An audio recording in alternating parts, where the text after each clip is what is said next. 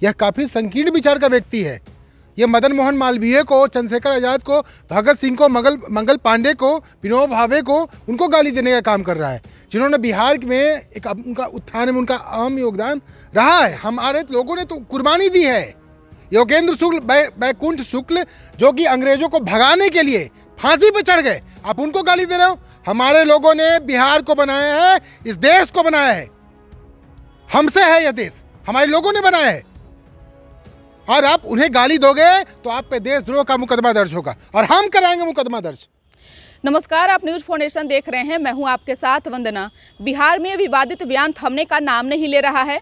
कोई नेतृत्व तो कोई जाति, कोई धर्म को लेकर खुले मंच से नेता बोलते नजर आ रहे हैं। इसी क्रम में नीतीश के मंत्री जो है आलोक मेहता सवर्णों को लेकर के बड़ा बयान दिया है। सवर्णों को लेकर के उन्होंने कहा है कि जो 10% आरक्षण है वो अंग्रेजों के दलाल हैं। इसको लेकर सवर्णों में काफ़ी नाराजगी है, और हमारे साथ अभी बात करने के लिए हैं सवर्ण सेना के अध्यक्ष भागवत जी। इन पूरे मसलों को कैसे देख रहे हैं? आलोक मेहता ने जो कहा सवर्णों को लेकर के, और आप सवर्णों की लड़ाई लड़ते रहे हैं शुरू से, कैसे देख रहे हैं? देखिए, सबसे बड़ी बात तो ये है कि यह सवर्ण समाज के महापुरुषों को गाली देने का काम कर रहा है। यह व्यक्ति, यह काफ़ी संकीर्ण विचार का व्यक्ति है। यह मदन मोहन मालवीय को, चंद्रशेखर आज़ाद को, भगत सिंह को, मंगल पांडे को, विनोबा भावे को, उनको गाली देने का काम कर रहा है, जिन्होंने बिहार में एक उनका उत्थान में उनका अहम योगदान रहा है। ये तो झांसी की रानी लक्ष्मीबाई को गाली देने का काम कर रहा है यह व्यक्ति। सवर्ण समाज के जो महापुरुष थे, जो महामानव थे, जिन्होंने देश को आज़ादी में एक अहम रोल अपना अदा किया है, आप उनको गाली दे रहे हैं। ये इनका इतिहास क्या रहा है? जो मंत्री जी बोल रहे हैं, इनके पूर्वजों का इतिहास क्या रहा है? इन्होंने क्या किया है?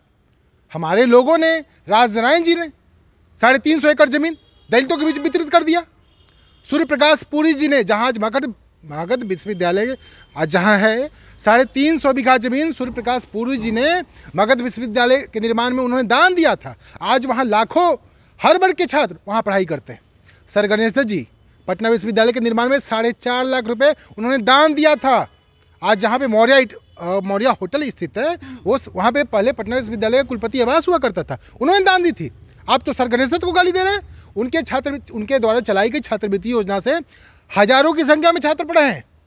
आज आप पीएमसी में जाते हैं, हथवा बाट जो है ना, वो हथवा महाराज ने दान दी थी। कृष्णा कुंजब वो सर गणेश दत्त ने दान दी थी। राजनारायण जी ने दान दी। आप तो बीर कुंवर सिंह को गाली दे रहे हैं।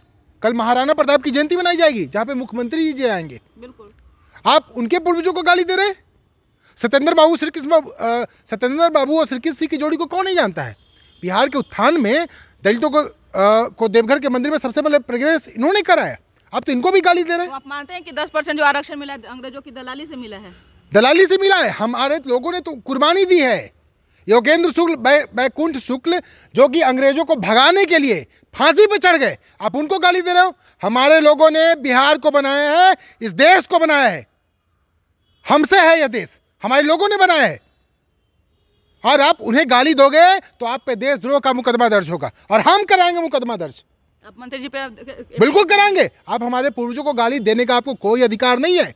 आप तेजस्वी जी बात करते हैं, आप A to Z की बात करते हैं, और आपके लोग हमारे महामानवों को, हमारे महापुरुषों को गाली देने का काम कर रहे हैं। बिहार में जातीय उन्माद फैलाने की कोशिश कर रहे हैं, और आपके मंत्री धार्मिक उन्माद फैलाने की कोशिश कर रहे हैं। आप बिहार के विकास की बात करते हैं, आप स्वास्थ्य की बात करते हैं, शिक्षा की बात करते हैं। बकवास है ये।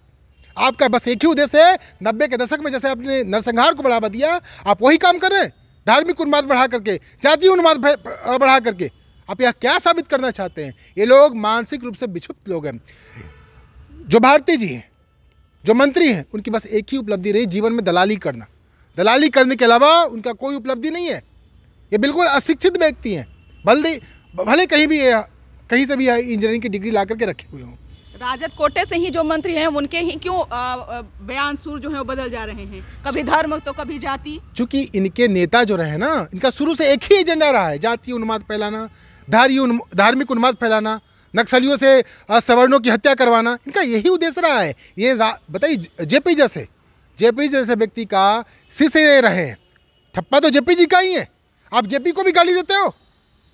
इनका बस एक ही सोच है कि जातीय उन्माद फैला करके, धार्मिक उन्माद फैला करके बिहार को आग में ढकेलने का काम करेंगे। बिहार में न इन्हें शिक्षा से मतलब है, न इन्हें स्वास्थ्य से मतलब है। इन पर कार्रवाई होगी, और हम इन पर मुकदमा दर्ज कराएंगे। हम पीछे नहीं हटेंगे और इन पर देशद्रोह का मुकदमा दर्ज कराएंगे। आपको कोई हक नहीं है कि आप पृथ्वीराज चौहान के वंशजों को गाली देंगे, आप वैकुंठ शुक्ल के वंशजों को गाली देंगे। कोई बाबू लंगड़ सिंह जिन्होंने अपनी निजी संपत्ति दान देकर के विश्वविद्यालय का निर्माण कराया, आज वहाँ हार्वर्ड के छात्र पढ़ रहे हैं।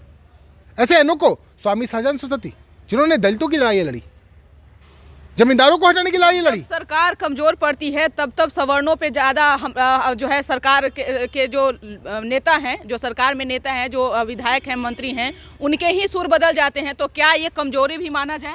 बिल्कुल, ये बोले तो मानसिक रूप से विक्षिप्त है और बिहार की जनता इन्हें जवाब देगी। सवर्णों के ऊपर टिप्पणी करने की इनकी औकात नहीं है। 90 के दशक हो चाहे उससे पहले, 1206 से जब खिलजी वंश का शासनकाल रहा है और मुगलों का जो दौर रहा है, अंग्रेजों का जो शासनकाल रहा है, उस दौरान सवर्णों ने एक बड़ी कुर्बानी दी है अपने देश को बचाने के लिए। आपको हिस्ट्री की जानकारी नहीं हो तो आप पढ़िए, और आप गाली देंगे ना तो आपको बिहार की जनता औकात दिखाएगी, चप्पल की माला पहनाएगी, और ऐसे लोग को बिहार की जनता बिहार से भगा देना चाहिए। ये मानवता इंसानियत के दुश्मन है ये लोग। चलिए, बहुत बहुत शुक्रिया। तो ये थे भागवत जी, जो सवर्णों की लड़ाई शुरू से लड़ते आ रहे हैं और सवर्णों के हक की जब भी बारी आती है तो ये आगे आते हैं।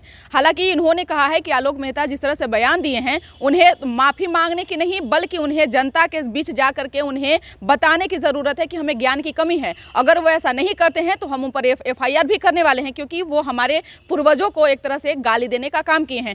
जिस तरह से बिहार में महागठबंधन की सरकार बनी और तमाम नेताओं के सुर जो बदल चुके हैं, कभी जाति, कभी धर्म, कभी नेतृत्व, तो आखिर ये क्या चल रहा है? कहीं ना कहीं सरकार जब कमजोर पड़ जाती है तब इस तरह के जो चीजें जो है वो सामने दिखने लगती है। इस खबर बस इतना ही। बने रहिए न्यूज़ फाउंडेशन के साथ। तब तक के हमारे चैनल को सब्सक्राइब नहीं किए हैं तो कर लीजिए। धन्यवाद।